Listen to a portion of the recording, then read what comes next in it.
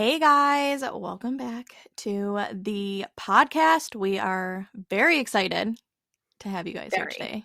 Very excited. Very excited. Episode 2, guys. Episode 2.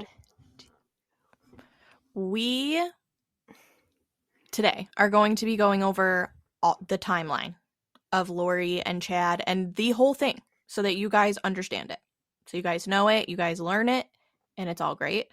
And we're going to stop today before we get to the trial parts of this. Until anything in the court happens, we're stopping there. This is just going to be the story of what transpired between 2018 and 2020 of Lori and Chad.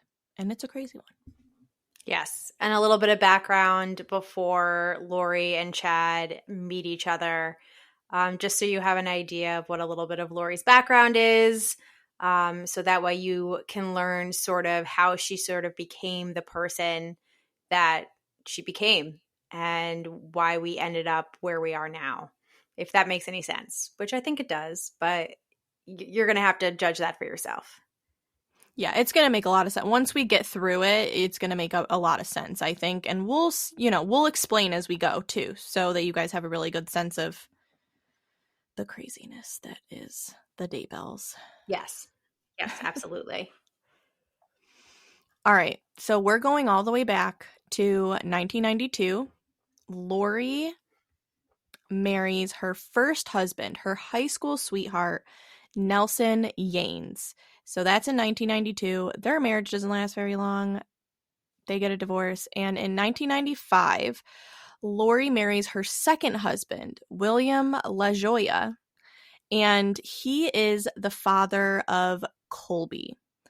Colby is Lori's eldest son, and she, shortly after marrying him again, divorces him. And in 2001, Lori marries her third husband, Joseph Ryan. They have a child together who is Tylee Ryan, who is a girl. That is her daughter. And they were only together for 3 years before divorcing in 2004. So, yes.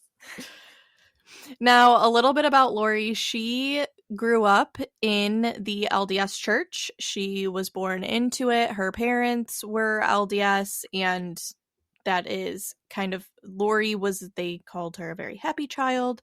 She was always pleasant, but she was very, very devoted to her faith from the beginning. She was on the Wheel of Fortune and said, like, God told her she should go on the Wheel of Fortune. She was also she went into a beauty pageant. Yes. God also led her to this beauty pageant. She was just very, like, it was a huge part of everything that she did. Which is interesting to me because she got married and divorced so many times as well. Yes. She was called to do that many times. Apparently. Many times. Apparently that's... So they get divorced in 2006, and this is where we meet the wonderful Charles Vallow. I love him. I love Charles too. I feel bad for Charles. Guys, this was like, you'll see why we feel this way. He is just like he's the best. So Lori is working in a salon, and one of her clients introduces her to Charles, and they get married. And yes, they do. Listen, he was way too good for Lori. I'm just saying, okay? But Lori was young. She was hot still. She was good. And Charles has 2 children from another marriage as well. So those are 2 older boys. We're not going to get really far deep into them because they don't really have anything to do with the story except for one tiny part. So we're just going to, let them live their lives. And Lori now has Tylee and Colby.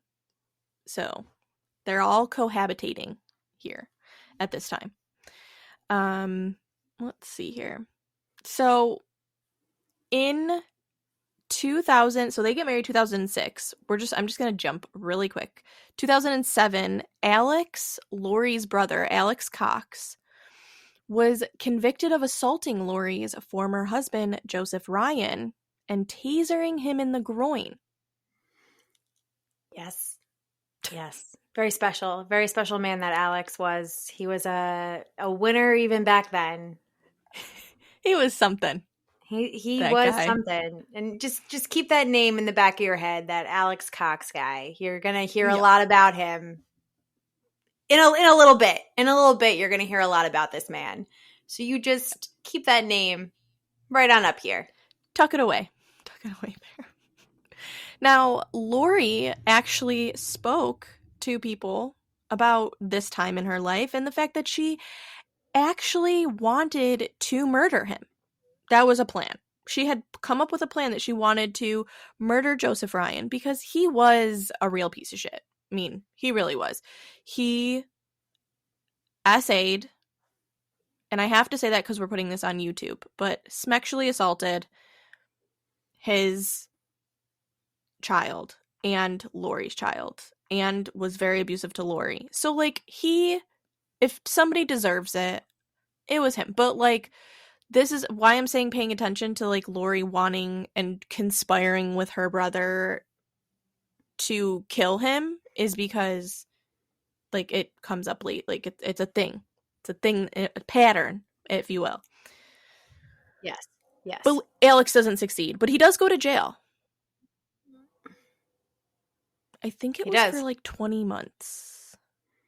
He does. I think we looked this up. Didn't he get aggravated assault or something like that? They originally charged him with, like, attempted murder or something, and then they knocked it down to attempted assault. Not 100% sure on those facts, so don't hold me to it, but he was charged with something pretty serious. Yeah, but only ended up serving a little bit of time and then probation for a while or something. Yes. Yeah. It's really not that important. This part of it is just, like, the reason to tell you about this is more for Lori than it is for Alex, I guess. And I mean, I guess both of them.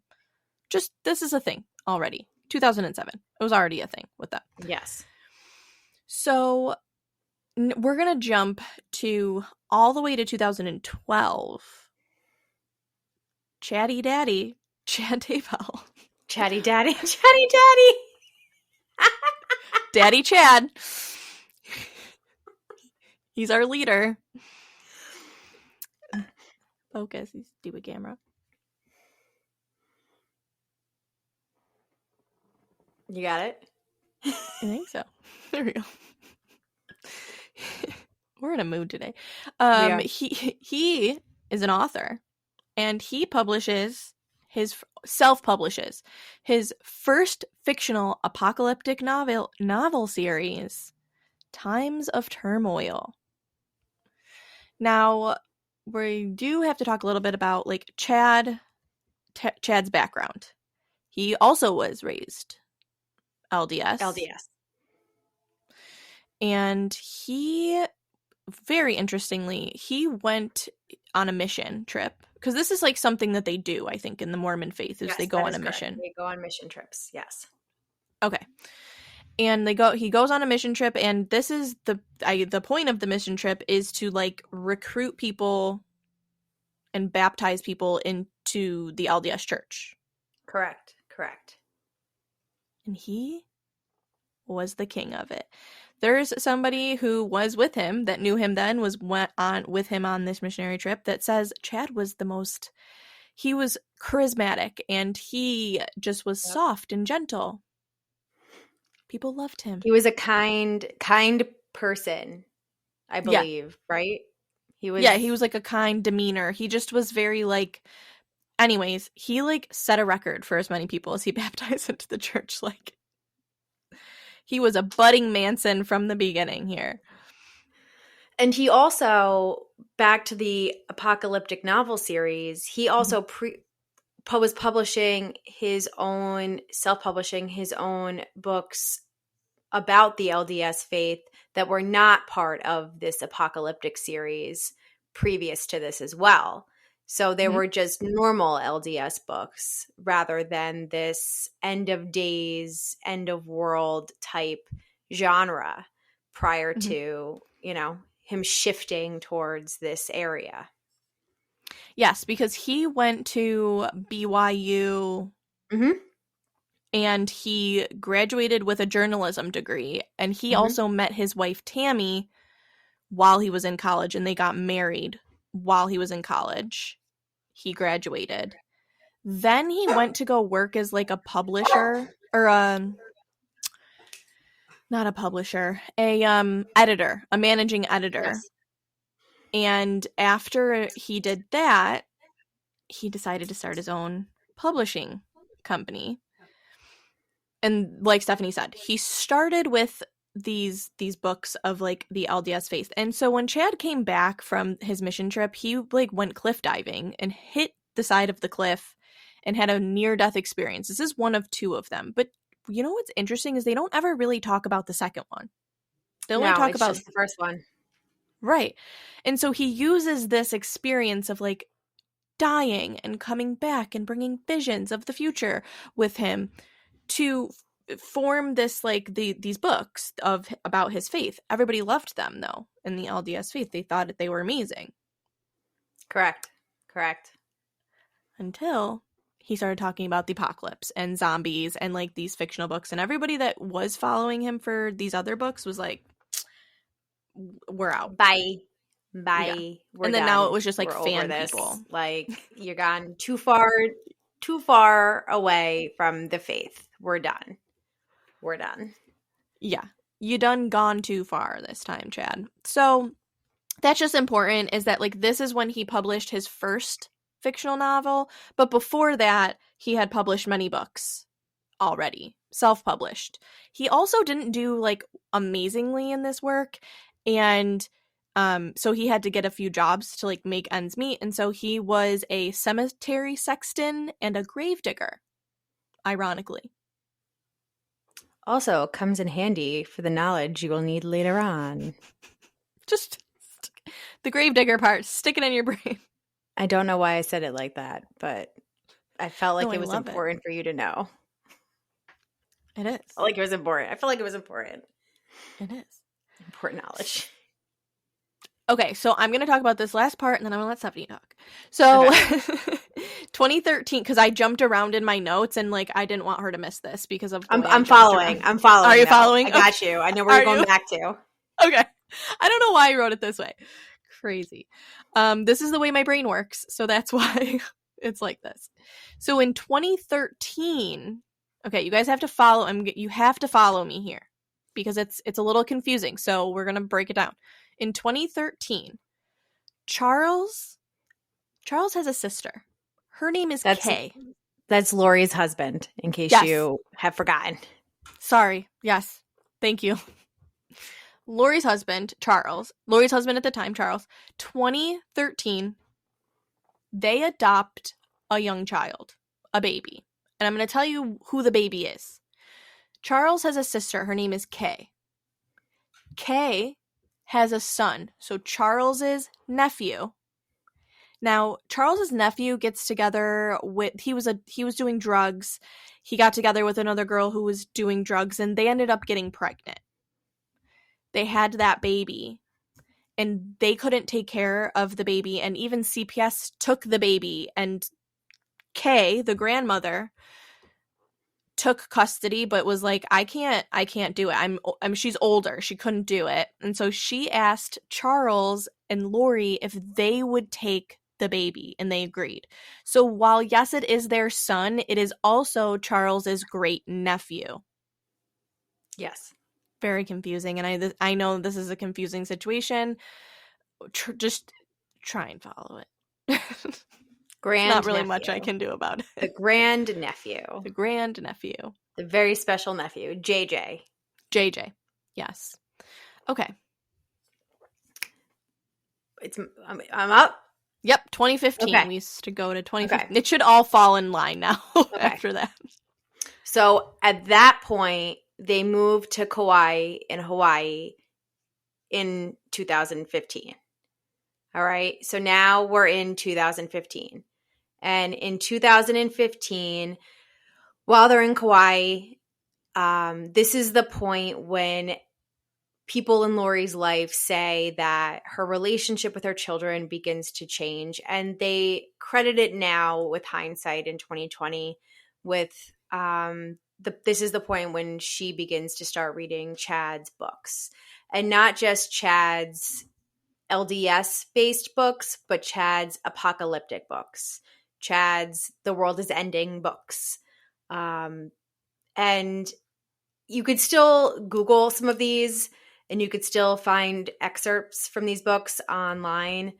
I don't think you can still get the books, but I think you could still find excerpts from them on the internet. So while they're living in Hawaii, she's reading these books. She's getting very interested in his work. She's becoming a little fangirly, little fangirl of this No, man. literally. And in 2018, she goes with her friend Melanie Gibb, who is going to be a very important person in this case. All right. Very important person. So remember Melanie Gibb's name. It's imperative you remember this woman's name. All right. Need to know.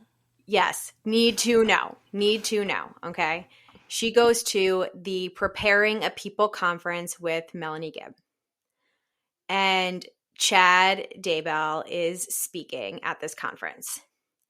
So Chad is also, in true Chad fashion, Daddy Chad fashion, is signing his books. So Lori goes up to Chad, and as Chad is signing the books, Chad is like, "We have been married for 7 lifetimes, or in many lifetimes, 7 lifetimes." Now, I don't know about y'all, but if that is the opening pickup line that somebody's trying on me, I am running so far and so fast. Like, I just don't understand how that worked on this woman. And he's like holding her hands. People like recount he's like holding her hands, and like they're like staring in each other's eyes, and he's like, "We've been married for 7 like that's insane."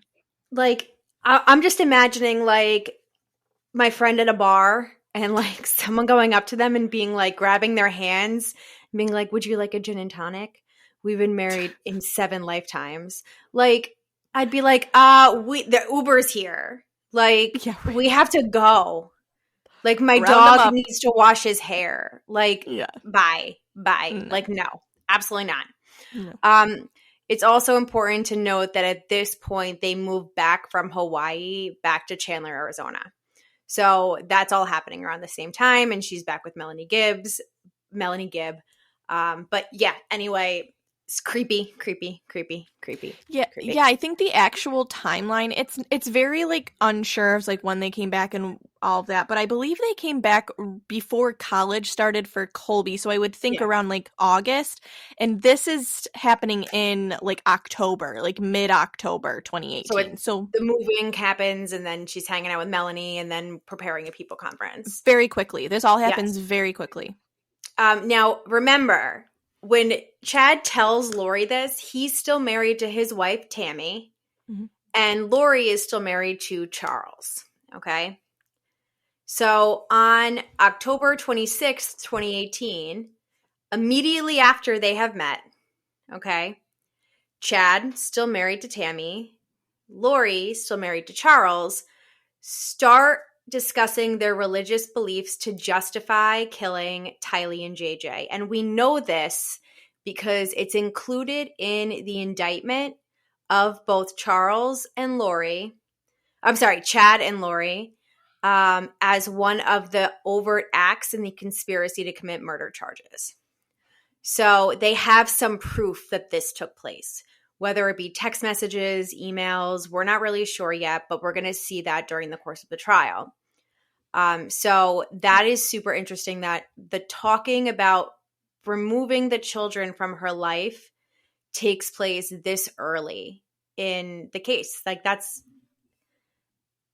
I can't imagine just meeting someone who tells me that they've been married to me in 7 lifetimes, and my response is, what about maybe, getting rid of my kids somehow? How do y'all feel about that? All right. So in the indictment, we're gonna see either text messages or we're gonna see emails. And it is super odd to me, and I think it's super odd to Gianna as well, I'm sure. And I'm sure it's super odd to you that after knowing someone for like 0.5 seconds, that your first reaction is to be like, hey, I've been married to you in 7 lifetimes. Let's talk about how we can remove my children from our lives so we can be together. Like, that's odd. It's even weird. So it's even weirder to me on Chad's part because Lori has been reading his books and like sees him as this like godly figure already like a prophet and is like kind of looking up to him, but he just met this woman. 100%. You know what Like, I mean? how is he not running the other way? And That's what they're I'm both saying. still married. Right. They're both still to other people. You know what? I wonder if Chad did this with like a lot of people and Lori just happened to be crazy enough to entertain him. It's possible. I mean, maybe we'll find that out at the trial. Yeah, like I'm sure they'll go back in his like records of like who he's messaging and what he's messaging and whatever. Maybe we'll find. I mean, well, maybe we'll find out. But I hope so. nevertheless, about a month later, on November 26th, 2018, Chad and Lori appear together on a podcast called "Time to Warrior Up," which is in conjunction with the Preparing a People, which is the conference that they met at, with Jason Moe and Melanie Gibb, who is Lori's best friend at the time. And this whole Preparing a People thing is this subsect of the LDS church that follows suit of Chad's beliefs in this apocalyptic breakout of the faith. Yeah. That only a certain amount of people will be saved, and all of this super extreme belief system that the rest of the LDS faith wants nothing to do with. So just keep that in mind when you're assessing this. I don't want you to confuse the LDS faith with the bastardization of it that Chad has created. In late 2018, early 2019, Lori's husband, Charles, starts to become worried that Lori is becoming more radical, which I think if you knew Lori, you would probably have seen, and she is saying things to him that start to concern him. In January 28th, 29th, 2019, Lori calls Charles and tells him that she was, quote, was a God sent to carry out the work of the 144,000 at Christ's second coming, and if he got in the way, she would kill him as well as ruin him financially.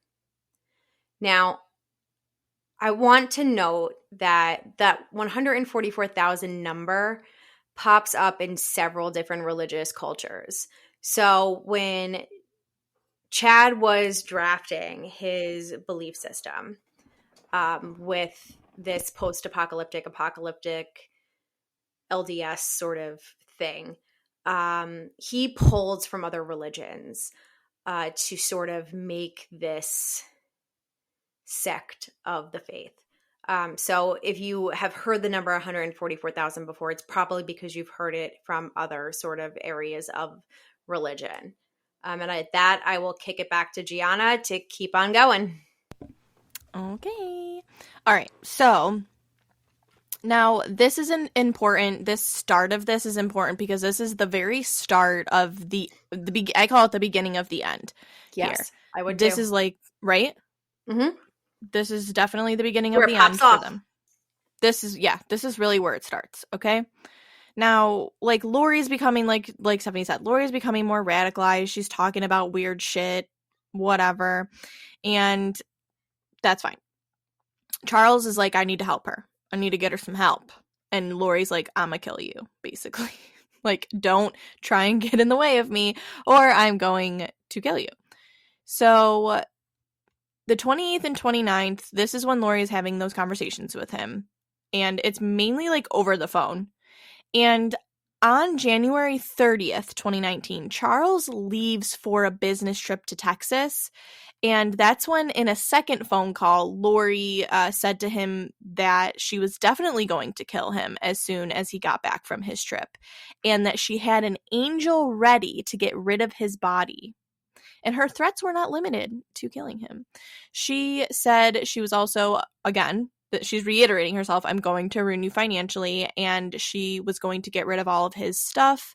And she told him that he wasn't Charles anymore, and he was somebody called Ned Snyder, and that a demon had took over his body. Yep, a demon. A demon. Now, I want you to note, this name and this whole concept came from Chad Daybell telling Lori that it was no longer Charles, and that this was a demon that took over his body, and the name of the demon. Most people would be like, what? But Lori was like, hell yeah. Most people would be like, I'm sorry, do you need medication or visit to a psychiatric facility perchance? Yeah. Maybe a 78-hour hold Yeah. somewhere? Yeah. He's going to get a 78-year hold at this point. Don't make me laugh. That was so good. I love that. See, I told you I'm funny sometimes. Mm-hmm.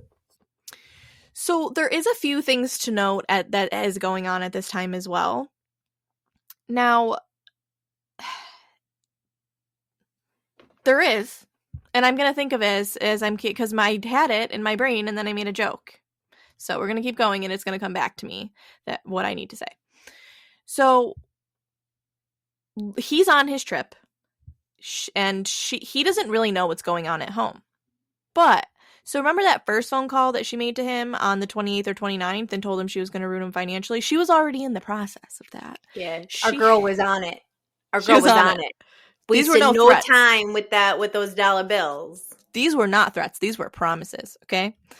So she goes to the bank, and she goes a few times and makes transfers from Charles's work bank account that he pays his employees through. And she takes $35,000 total out of that account, puts it in their joint account, and then takes it out of that joint account and puts it into some unknown account that, like, nobody knows, like, what it is. So, it's wild. Now, Charles is the nicest man in the whole freaking world, but he comes back. He's going to come back. He goes to the airport in Texas to get on his return flight, and they say, I'm sorry, sir. You don't have a return flight anymore. And he's like, I'm sorry, what? Because I booked it myself. And they're like, well, it was canceled. I booked it. He's like, I wouldn't have bought one way. Baby. Expedia.com. Right. And Charles travels for work, like, very often. This is like he's got those frequent flyer miles, okay? And you'll see where those come up later. But he flies a lot. So Charles is sitting there and he's thinking, like, the only person that would know my itinerary or, like, the confirmation numbers and things like that is Lori. She must have canceled my ticket. And so he's pissed. And he has to spend almost $600 on a one-way ticket from Texas back to Phoenix and to Sky Harbor, Phoenix Airport. So he's already upset. Now, Charles returns back to the airport, and he's like... Poor man. I know. He's frustrated. He's like walking out to his truck. He parks in the same spot every time. Same area. And his truck is gone. It's gone. And he's like, what is happening? Because I know I left... A truck is a big item to misplace. So he knows where he parked it. Now, Lori had told her brother Alex to go and get the truck. Yep. And Charles, the sweet man that Charles is and the naive man Charles is, he left his wallet and his keys in his truck because he was only going on this business trip. It was literally like 36 hours, and he just brought like probably some cash or a card with him and didn't need his car keys for his truck. So everything he had was in the truck. And the reason why they could even get into the truck was because Lori had like a spare key, but also Charles had one of those like keypad things on the side of his truck. You know, remember Yep. those on like the sides of cars that they used to Yep. put like a keypad? And so they knew they got the truck. And then Charles didn't know where the truck was. So Charles called a buddy, or called an Uber, I'm sorry, or like a taxi or something, to bring him to Mesa, where a buddy was going to pick him up. And they were going to go home. But not first without making a pit stop to file some paperwork on Lori to have her committed for a 72-hour-old. He was done at this point. And he didn't even know about the money yet. Nope. He had no idea. This poor man. So he gets back to his... So another important thing to note is that within these phone calls, Lori started to threaten the children as well. Because Charles was like, where's my kid? She's like, come and get them. I don't even care about them anymore. Like, you're not going to see... And then she started saying things like, you're not going to see them again. And like all of these... Weird, crazy things. Any father would be nervous about the state of mind that she's been in for now like months. And then coupled with the I'm going to kill you threats to him. And then saying that she doesn't care about the kids anymore. Like, the guy was nervous. He was scared. I would be too. I would be Yeah. too. Yes. And he's being so patient and he's so upset. But when Charles does arrive home finally, he calls the police. And I know I've told Stephanie this. I think I've said it on a live before. Because people kind of would ask me, like, why would he call the police to, like, go in his own house? And fair. He also didn't know if Lori was there or not because the, like, garage was closed up. But also I think that the main situation here was that Charles was afraid to walk into this house because I think that he believed in himself that the way that Lori was speaking, that he might walk into his children being not alive in this house somewhere and Lori just being gone. And nobody wants to, like, I would have probably done the same thing. I don't know. He was scared. You can just tell in the videos that, like, in the body cam videos, he's nervous. Yeah, I think that he 100% expected to walk in to like a massacre. Yeah. Like just a massacre. And the police even, I think, as well, too, because if you watch the body cam footage, the police are even like, sir, stay back, like, let us check the house. Like, they're trying to keep him out of the house instead of saying, like, oh yeah, let's check everything out. I think that they were also, from what he was telling them, nervous that they were going to walk in on something that Charles shouldn't have seen as well. It was really hard. It's hard. All of it is hard to watch, knowing what happened. But the police kind of tell him, like, she lives here. Those are her children. You weren't here. And so she hasn't done anything illegal. And we're also not going to go track her down to, like, serve these papers on her because he did file paperwork. But they're like, I think they were saying between a certain hours at night, after like certain hour at night, like, they're not coming to your door to knock on your door to get you. And I think she does, if correct me if I'm wrong, but she does go to the police precinct with Tylee at some point to answer the papers for the 72-hour hold, and like she talks herself out of it. Well, yes. So then Charles asks the police, or tells them, like, I know where she's going to be tomorrow. If I'm there, can I call you? And he's like, yeah, because JJ has to go to school. And JJ is special needs, so it's just like maybe a little more noticeable if a kid is missing from school and missing things because of that factor. And he knows Lori will get him to school. So Charles the next day goes to JJ's school and waits for Lori to get there. And while Lori is bringing JJ into school, Charles goes up to the car and, like, takes Lori's purse out of the car. He was trying to stop her from leaving. Right. And the crazy lady had her spare set of keys with her. Like, he took the keys out of the ignition. Like, she wasn't going anywhere, but she whipped out a spare set of keys out of somewhere and took off. But she took off without like any of her stuff. He had her phone, her wallet, and he even inside of the purse saw the like key card for the hotel that she had stayed at the night before. So he headed over to that hotel and he actually called the police again. And again, the police told him, like, there's not really much we can do, you know? And yeah, this is what I wanted to say. See, I knew it would come back to me, guys. So you have to remember at this point that, and we didn't say it, and this is why I wanted to go back to it, is Chad Daybell had sent Lori an email telling her about, like, all of the people in her family, giving them numbers and the light and the dark. Right. And The light in the dark numbers. right, and so he's already given them, like, this is totally made up by Chad Daybell. Like, these things don't exist. He made them up. And so he's already sent emails, and Charles saw the emails and forwarded them to Colby, the oldest son, and his wife. And what Lori told the son, the oldest son, was that Charles was cheating on her. Right. And that's why he was acting the way that he was, is because he was a cheater and he didn't want anybody to figure out that he was cheating on and get mad at him. And so that's what Colby took as truth, and that Charles was so desperately trying to get to Colby to tell him some stories because he was a cheater and he didn't want Colby to be mad at him. Right. Right. And so that, I just wanted to say that piece because I wanted to just like give you a picture of where the relationships stood at the time that this was happening. Like, Lori had convinced Tylee, had convinced Colby, had convinced her friends that, like, Charles was cheating on her and he was this horrible person, when in reality that was not what was happening and what was going on. But people kept dismissing him, especially Lori's family, because she told everybody that he had cheated on her.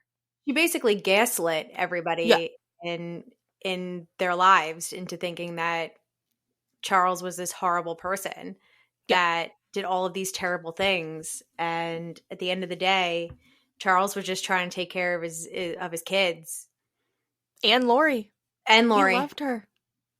which, gets us to when he files for divorce.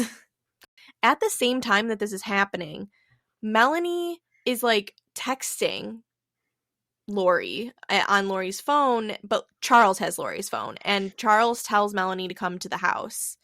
And so Melanie does, thinking that she's meeting Lori. And she's not meeting Lori. Shocker.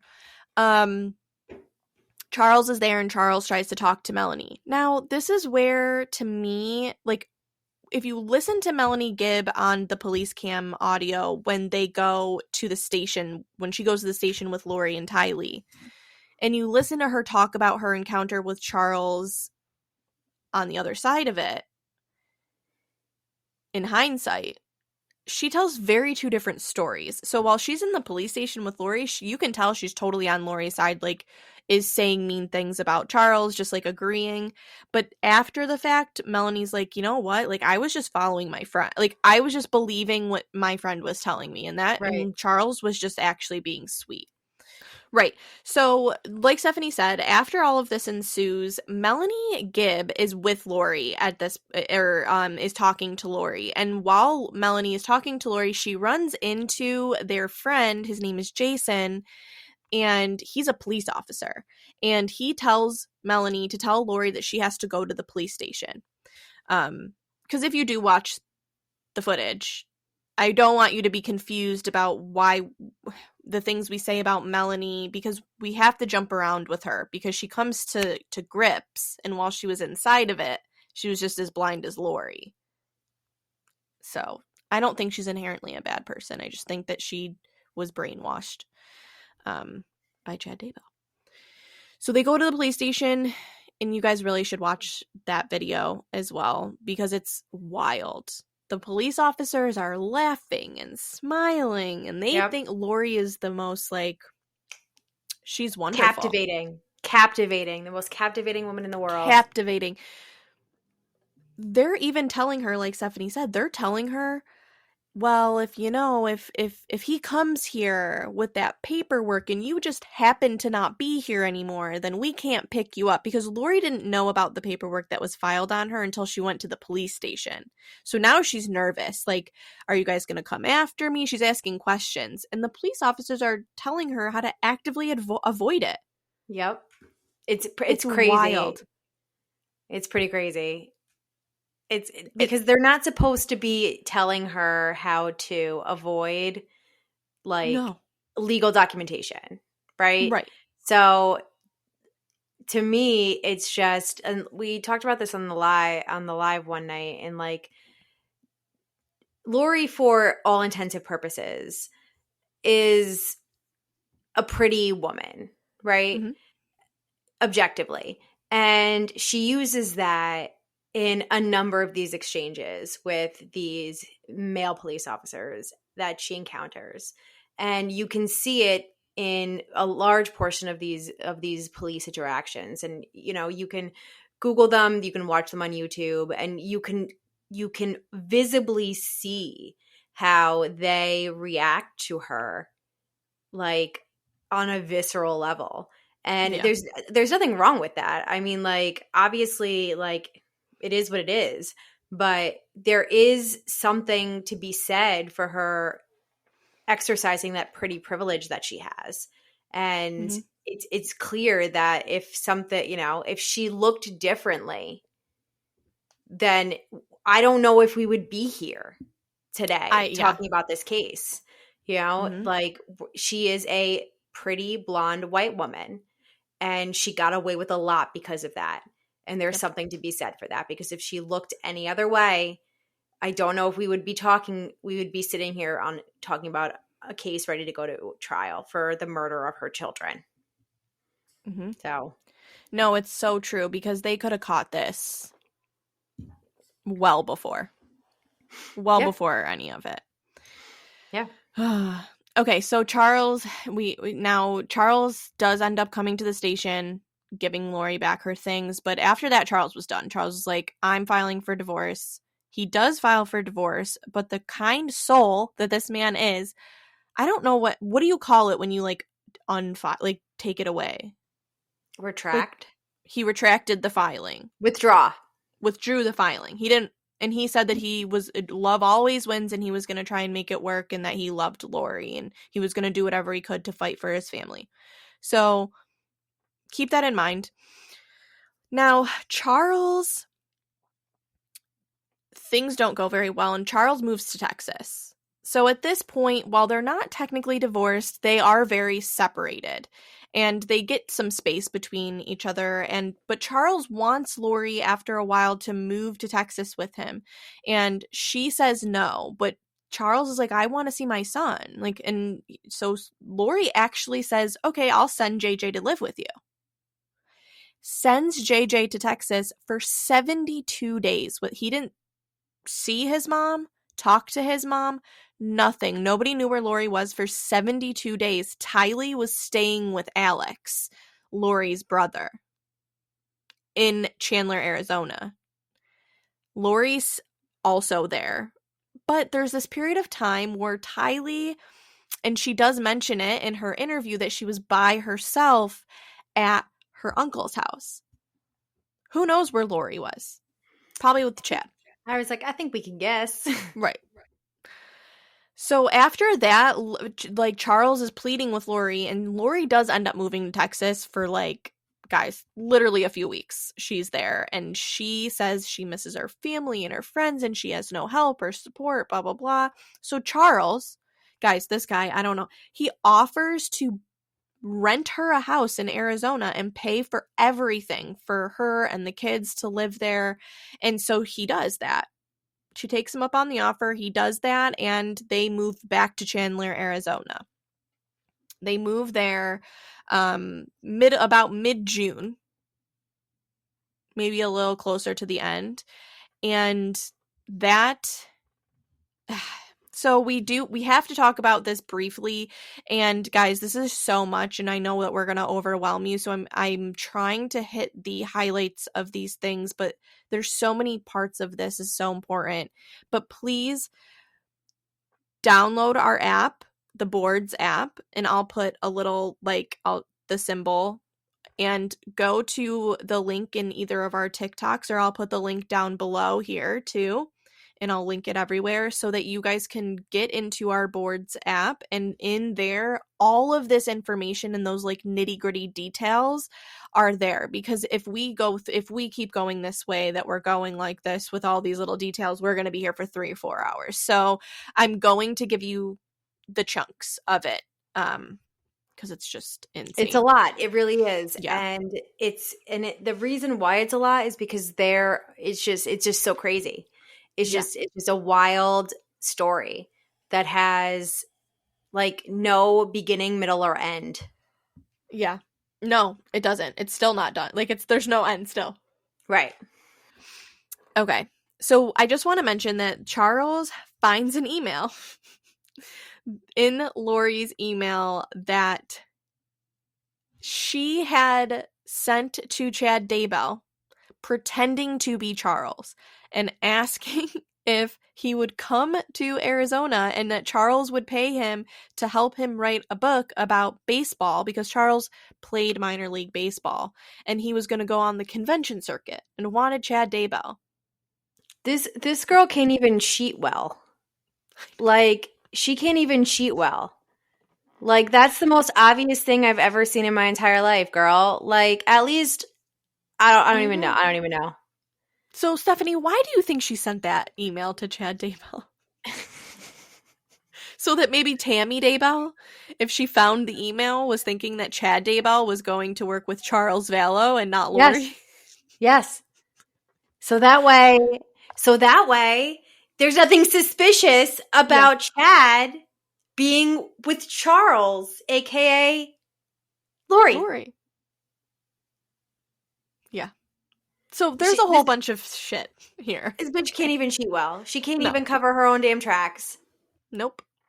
And so Charles finds this email, and Charles sends it to Lori's other brother, Adam. I'm going to try to insert it throughout this some type of things on the screen, pictures, whatever, so you guys can see what is going on. But for those of you just listening to us, Lori has 2 brothers, Alex and Adam. Adam's the normal one. Alex is the one that follows Lori and Chad. So Adam sees this email and is like, what the F am I looking at? And he calls Charles. And they start to have some text exchanges between them. And you can see those text exchanges in our app. But the gist of it was Adam wants to confront Lori and kind of do an intervention. Charles says, perfect, I'm not going to be there because everybody hates me in your family except for you. And Charles flies Adam out to Arizona, and Charles also flies to Arizona. And Lori finds the beginning of the end. Right, the literal beginning of the end. Lori finds out. And so Lori finds out that this is happening. I think that Lori's mother told her. And it's kind of confirmed. It's not 100% confirmed. So we'll say allegedly. But Adam ended up telling his mother what his plan was, not realizing, I don't think, that the mom was like thinking Lori is perfectly fine. And I think that Lori's mom gave her like the heads up, because Lori texts her brother Alex and says, you have to stay close to me. They're planning an intervention and they're gonna, we need to get rid of Ned.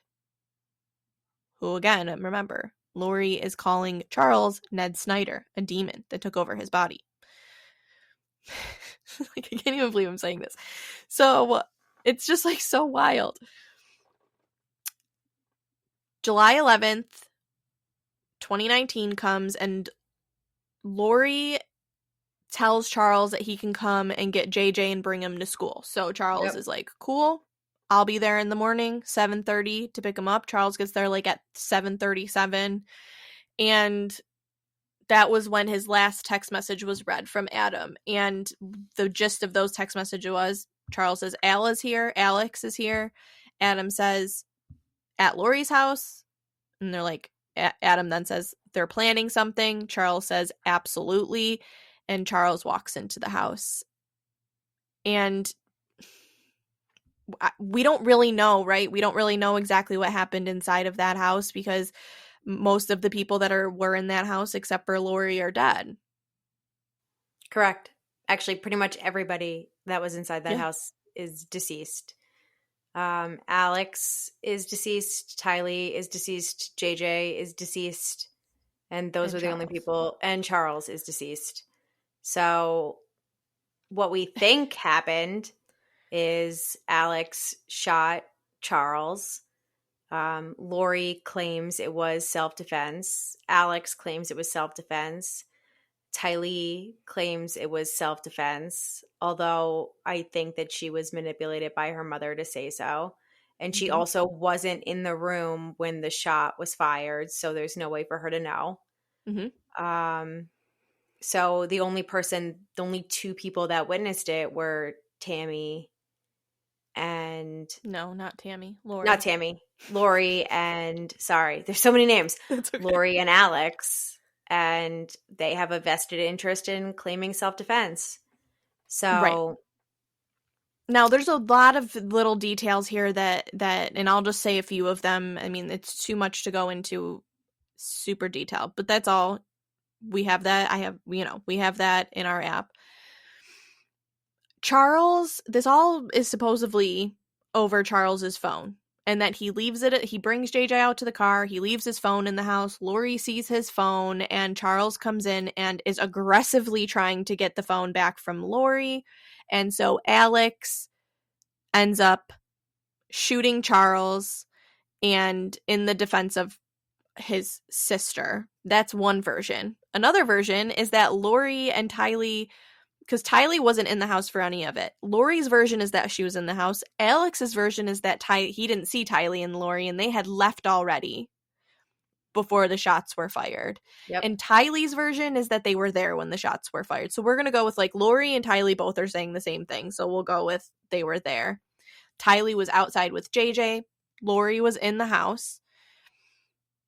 Now, Charles had a rental car. And he had put JJ in the car.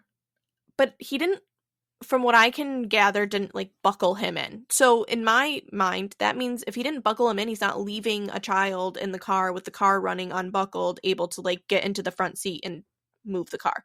So Right. in my mind, Charles has his keys when he's running back into the house, if that's even how it happened.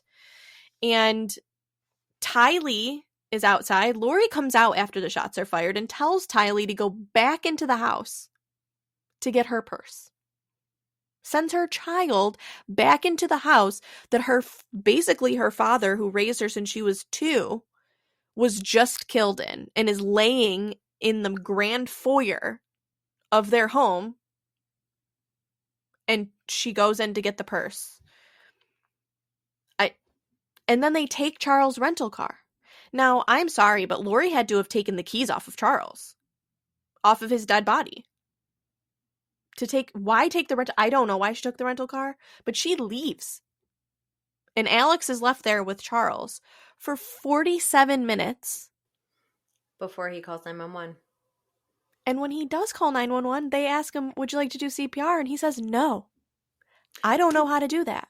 Nope, I'm good, guys. I'm good. Yeah. I'm going to pass on that. I'm going to pass. Thanks. They're like, well, we'll walk you through it, sir. And he was like, okay.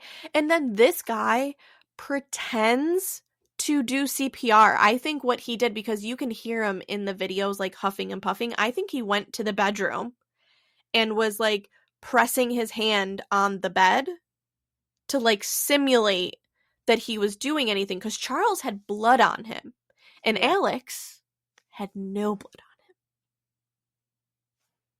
So they know that when you do CPR on somebody, like the ribs crack, like there's things that happen when you do CPR that did not happen here. And Charles also, when he called 911, had been dead for 47 minutes. So Alex knew that CPR was not bringing Charles back. Now, right? Facts.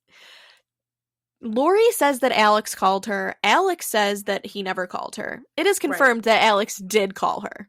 Right. Just a lie that they told, and that a differing of the stories. And she told him to call 911. And so then he called 911. It's just a whole They all mess. go to It's the just a yeah. whole mess. Lori went to go get Burger King for JJ, brought him to Mhm. school, went to Walgreens to pick up some flip flops, and then headed on home with a big ass smile on her face to talk to the police. Just in time for the cameras. Yes. And so you guys really go watch that body cam footage. Go watch or go listen to the audio of the 911 call for Charles. That is all in our app as well. Yes. It's wild. Then go watch the interrogation tapes. And listen to the stories and the differing stories and the demeanors of everybody and all of that for yourself.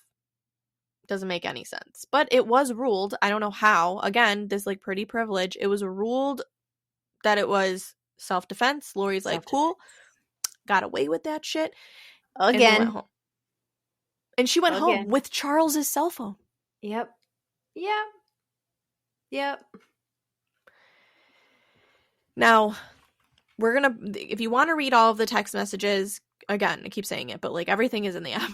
Everything's in the app. Yep. Lori calls the life insurance for Oh, Charles. yes, the money. Yeah. She thinks she's the beneficiary. Lori quickly finds out. No, no, no. No. You are not. He changed it to his sister. Ooh, she mad. Imagine that. Lori sends some text messages to Chad about this, and Chad, it says things like, well, it would be weird if he changed it when he had 2 bullets in his chest. Like, very callously, like, you can tell, you know what I mean? Like, it's very obvious that this was, like, a planned situation. Ugh. So, whatever, Lori doesn't get the money. Now, Lori also, during this time period, the day after Charles died, texts Charles's older children, the 2 Oh, boys. yeah. Hey, Yep. boys. Sorry, your dad died yesterday. No information. They are freaking out. She's not answering them.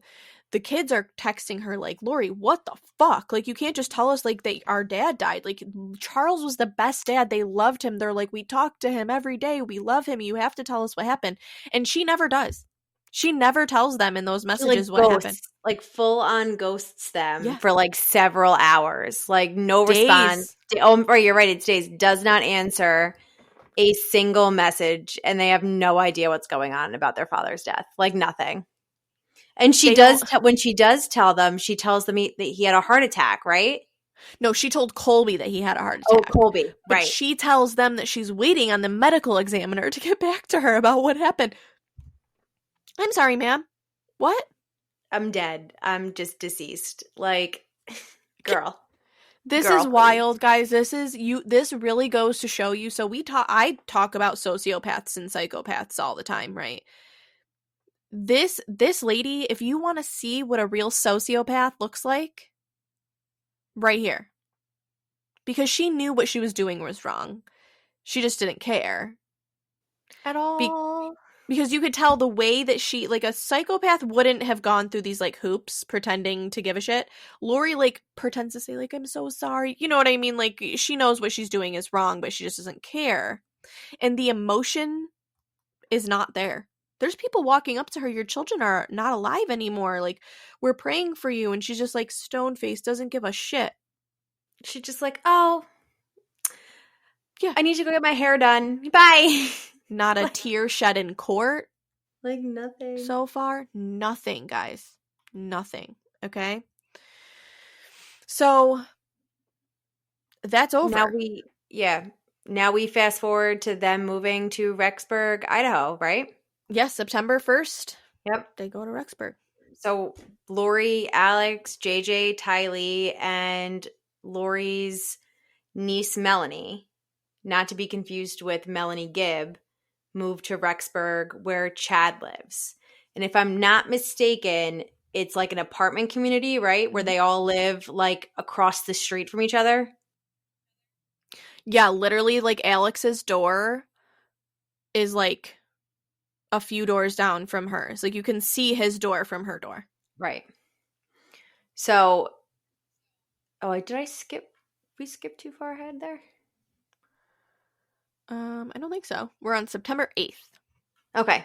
So September 8th. Okay. So now we're getting to the kitty stuff. Yeah. So they moved to Rexburg on the 1st, and then September 8th is when Tylee is last seen. She vanishes. And the last photo of her is taken at the Yellowstone National Park, where she was visiting with her brother and Lori and Alex. And that's the last photo of her ever, and the last time she's ever seen alive.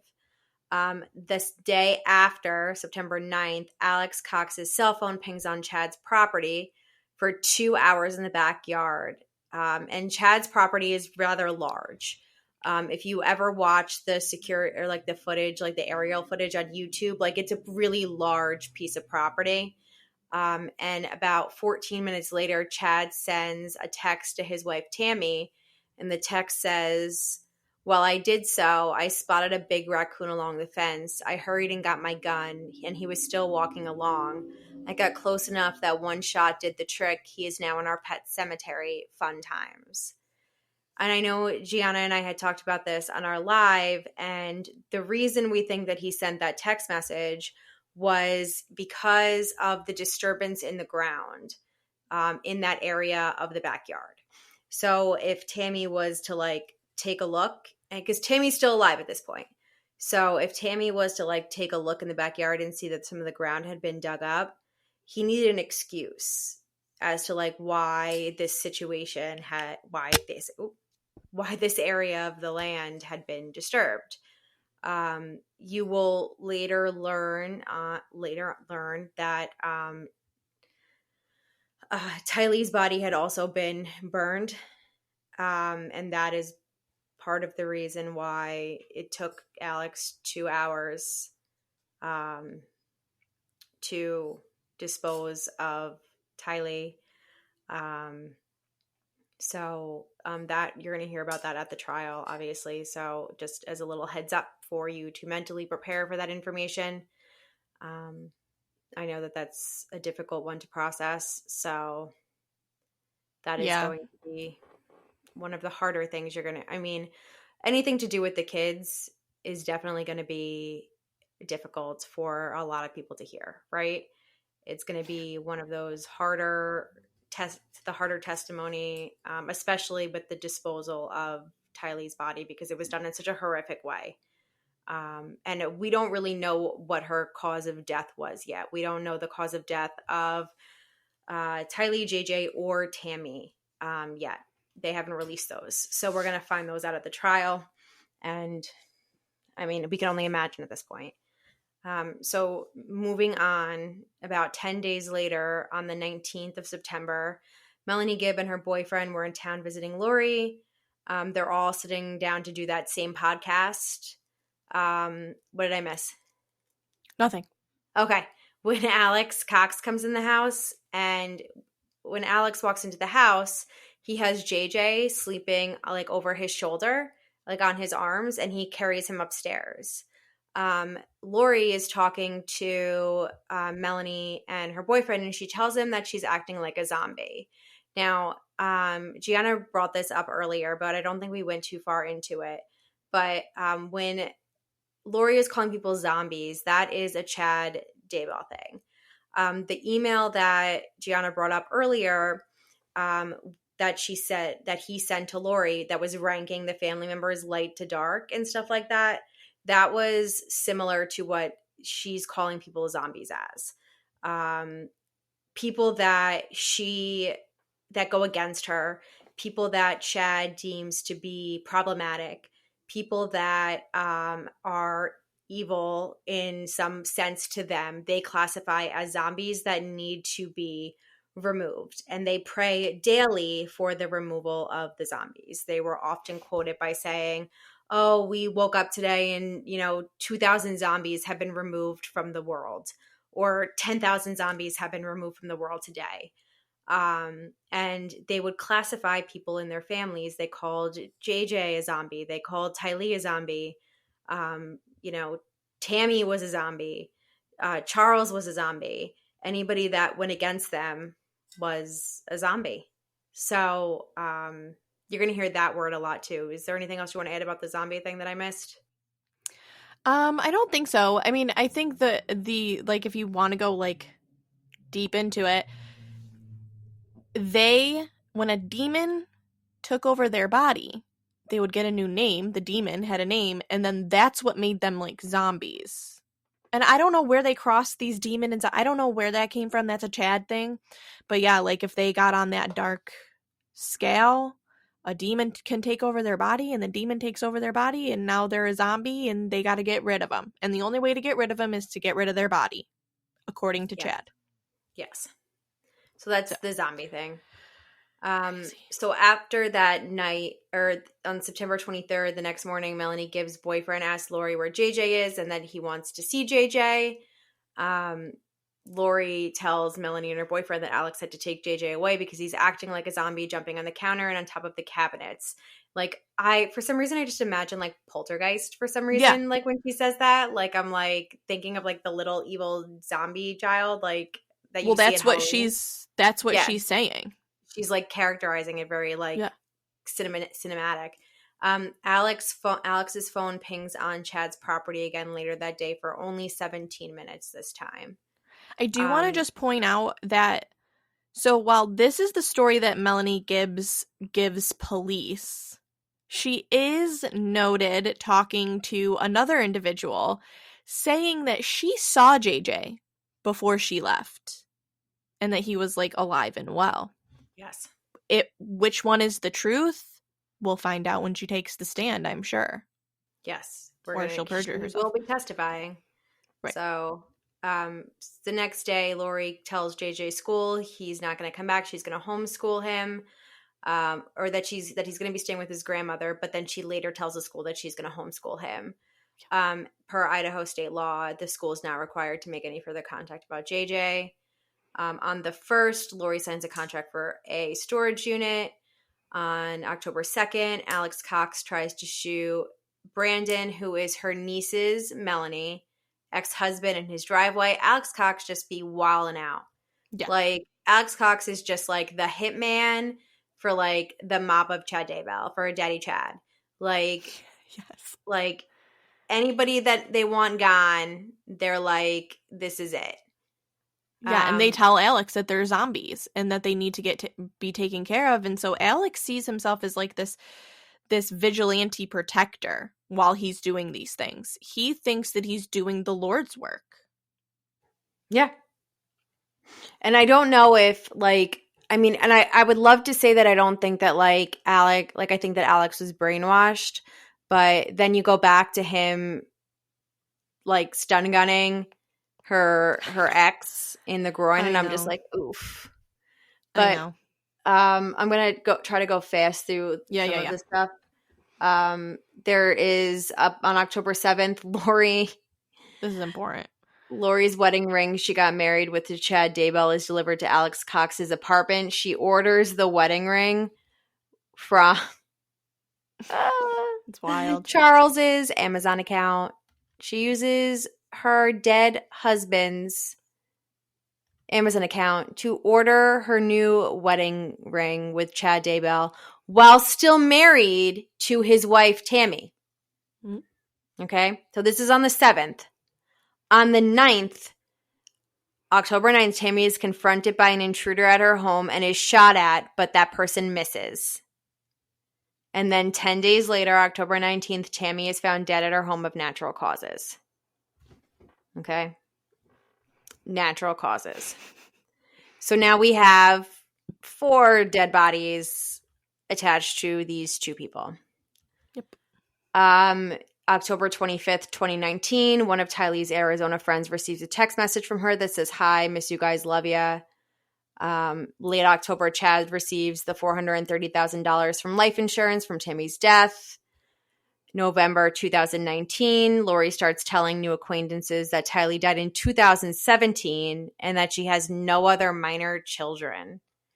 Can you imagine that? Nope. She literally erased them. JJ never existed, and Tylee died 3 years or 2 years earlier. Okay. I just can't fathom how, like, I just want to say too, that text message that was sent to Tylee's friends was not from Tylee. Tylee is not alive at this point. right. It was Yeah. Lori sending these messages. Tylee's dead at this point. Like, this For is months, like, yeah. Yes.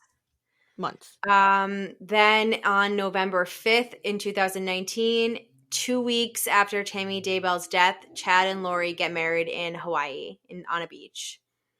With the ring. With the ring that she bought from Charles's account while Chad was still married to Tammy. And Tammy was still alive. And Tammy was still alive. Mm-hmm. Weeks before Tammy died. Yes. Mid-November, Chad and Lori returned to Rexburg from Hawaii. Then this is the fun part. Yeah. There are no fun parts, but like this is where it starts to go downhill for Chad and Lori, and I think that's where it gets like the fun starts. I'm just like scrolling through the rest of this like list, and I'm like, oh my god, there's still so much. It seems like a lot more. It's not that much more, I promise. Okay. Because we're already in the end of November. By January, only one more person has to die. Yeah, only one more person has to die. Yeah. So November 26, 2019, JJ's grandmother, Kay Woodcock. They have it's Woodcock and Cox. Did you ever notice that? I know. I was literally just like that as you were saying it. I was like, there's a lot of penises in this. A lot of penis references in this. I'm very uncomfortable now. Not really. The police do a welfare based on JJ's grandmother seeing the email and the wedding ring. The email about the wedding ring. Okay. So she gets into Charles's email and she sees the email receipt. Yes. From the wedding ring. So that's where she then gets the address of where Lori is, because Lori is a dum-dum. And she leaves the trail. So then Kay's like, I know where they are. Go do a welfare check. Yes. So at that point, Lori had not answered any of Kay's calls or messages. She had not seen or talked to JJ. She had no idea where they were. The police go to the house on the 26th. They speak to Lori. Lori tells them that JJ is with Melanie in Arizona. And at the same time, Chad is texting Melanie and telling Melanie not to answer the police calls. The police leave. They let the grandparents know. The police come back and ask Lori for Melanie's, like, to talk to Melanie, to tell her to pick up the phone when the police are calling. Melanie finally speaks to the police, and the police say, and she tells the police, I don't have him. Yeah. I don't know where he is. And the next day, the police go back with a search warrant for Lori and Alex's apartment, and Lori and Alex have left.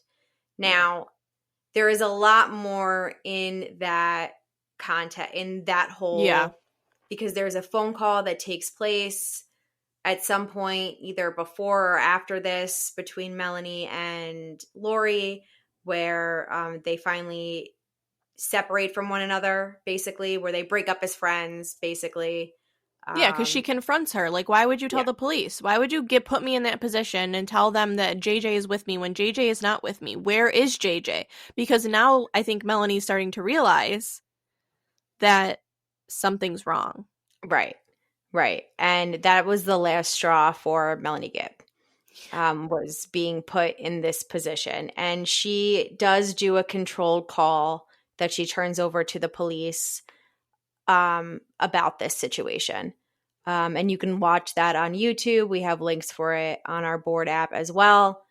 And then it's a pretty interesting call, to be honest with you. It's one of my personal like favorite videos of this whole case, because it's just wild to hear Chad and Lori's voice and how they try to manipulate their friend, their alleged friend. It really is horrible. Do you want to finish it off? Sure. Go ahead. So Chad has this thing where he tells everybody that they have to pair up and they have to get married before the end of times, okay? Or they're not going to be a part of the 144,000. So there is this lady, Zulema, who is like kind of in the group. She's like on the outskirts of the group. Like she knows them. She believes a little bit about like what they're saying, whatever. But Chad tells Zulema and Alex that they have to get married. So November 29th, 2019, Alex marries Zulema in Las Vegas. Melanie and the new man that she is going to marry, Ian, they were the witnesses for Alex and Zulema, and then vice versa, because Melanie ended up marrying this other guy, Ian, with from the guidelines of doing it, Chad said do it. So they did, because they just listened to him. So December 1st, 2019, Lori and Chad go back to Hawaii, and they're like moving to Hawaii now. They think that they're going to Hawaii and they're staying there forever. But nobody knows where they are. Like, nobody knows where Chad and Lori are. So after this is all happening and the police are like trying to find JJ and they're like realizing shit isn't right, they're like, we need to relook at Tammy Daybell's death. Right. Some shit is not right here. And so they say we're going to exhume her body. And on December 11th, 2019, they do exhume Tammy Daybell's body. Now, at the same time that like Zulema and Alex find out that they're exhuming the body, Zulema starts to get like uneasy about it. She has an intuition, will you say, and she asks Alex if he had anything to do with it, because she remembers like Zulema's thinking, and she's like, well, I heard them call Charles a zombie. I heard them call Tammy a zombie. And like now both of these people are dead and they're, she's just like putting it all together. And Alex doesn't say anything except for they're setting me up to be their fall guy. And she tries to say more to him and he just refuses to speak to her. Yep. Now, this is so weird. I mean, whatever, like fine, natural causes if you want to say it is. I don't think I believe that, right. but I don't think I believe that either. But I don't think they cared. Like, I don't think they cared to investigate it. No. Because I think that they know that he killed all these people, so they're like, whatever. Yes. So the very next day after they exhumed Tammy's body, on December 12th, Alex dies of a pulmonary embolism. And the 911 call of this, because Zulema's son, who's like 20, I think he's like 22 or 23, finds Alex on the floor. They've been married like 2 weeks at this point. He barely knows Alex. And it's just such a heartbreaking call for the boy. Well, he's not a boy, he's a man, but you know what I mean. And it's wild. So if you want to listen to that, that is also linked for you guys in our app. So December 20th, they officially declare the kids missing and they tell the public, hey, we need help finding these children. And so the whole country is basically looking for these children, except for Lori and Chad.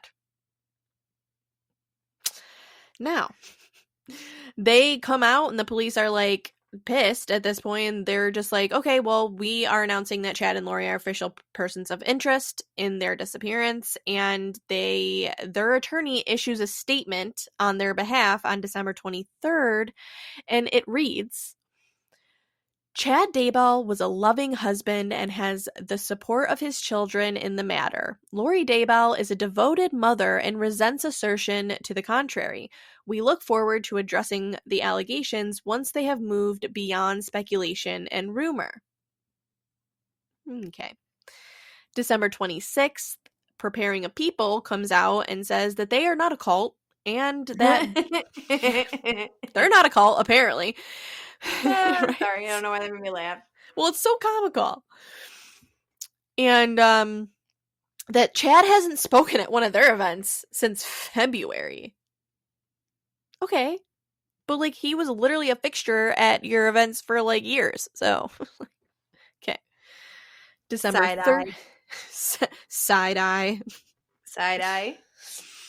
December 30th, 2019, the Rooksburg police issue another news release, and it says that they strongly believe that Joshua, who is JJ, and Tylee's lives are in danger. Police say that they know that the children are not with Chad and Lori. Despite law enforcement believing she knows where they are or what has happened to them, Lori has completely refused to assist in this investigation and has chosen instead to leave the state with her new husband. Ooh, they talking shit. They talking shit. Love it. Crazy. Love it. Okay, so January 3rd, 2020, they go to Chad's house and search it. Now, they didn't search the property. Right. They searched only inside the home at this time, and is only as well as a shed and a barn behind the house. And they used metal detectors and stuff, and they did get like 43 items that were collected from the home, but things didn't happen in the home. But they did get like computers, cell phones, things like that that could have helped them. They just weren't looking in the right spot yet. They didn't really know like where to look. Um, and January 7th, 2020, JJ's grandparents, they hold a press conference in Rexburg to announce a $20,000 reward for the children's return, both of them. They only want the best for them, Larry Right. Woodcock says, which is JJ's grandfather, and he just says, please give them back to us. So sad. It's so sad. So the police go to Hawaii and they serve Lori with documentation on the 25th and on the 26th. And that first one on the 25th says that you have 5 days to produce the children. Okay. And the second one was like a search warrant for like their cars or their vehicles and stuff that in Hawaii. January 30th rolls around 5 days later, and Lori, in fact, does not produce these children. That is correct. Yeah. And on February 20th, 2020, Lori was arrested in Hawaii. Yes. And that's where that is where the story ends. And I'm only laughing because we left out so many like little details that you I guys can know. read about. It just is like it's too I much. know. It's too much. I know. And I'm like, what? Like, there's so much like stuff that is also important, but like, and I feel like we just went through so much, but also like not even remotely half of what we needed to go through. No, like we didn't like the text exchanges and the little minute details and like it's just it's wild, and I can't even believe this all happened over the course of like literally like a year. I know. I know. It's like crazy. And then like just thinking like it's like a movie. It really is. It's like a movie. And funny thing it is that there have been documentaries, but it really is. It's almost too wild to be true. I know. It's going to be too wild but you know what? We're going to see it all happen in real time in a little over in a week exactly. I know. I'm So so excited. Like I next am week is too. going to be I mean, I know this is horrible, guys. I'm excited to see Lori have to account like to take accountability for the things that she does and sit there and listen to this trial and Yeah, all of these things. it's gonna be intense. It's gonna be intense. But next week, next Sunday, we're gonna go through everything since the arrest, through the court process of what has happened since the arrest has happened. So that way, when the trial starts, not this coming Monday, but next Monday, you will be smack dab right in the middle of what's happened up to that specific moment in time. Yeah. So you guys will be right caught up. Like, and this is the important part, right? Our next week's episode will be that very important part of the court documents. And this is where Stephanie is going to tell us everything we need to know about this. And in fact, I might even maybe on our live tonight, we can ask what questions people have. Yes, I think that's a good idea. I think that's a really good idea, actually. Yeah, so we can go over it, like the trial stuff. and we can get some questions. So if you guys do have any questions and you are listening to this or you see this, put them in the comments of the YouTube video. And if you're listening, feel free to reach out to us on Instagram or TikTok, or send us an email. We have our link tree, and everything is linked in our app as well. Yep. So yeah, that's all we got So for you tonight, guys, or today. thank you for coming back for episode 2, and hopefully you'll be back for episode 3. Yes. We And loved all of the having you. rest. All right, guys, have a great rest of whatever part of the day that you're listening to this in, and we will see you soon. Bye, guys. Bye. Bye.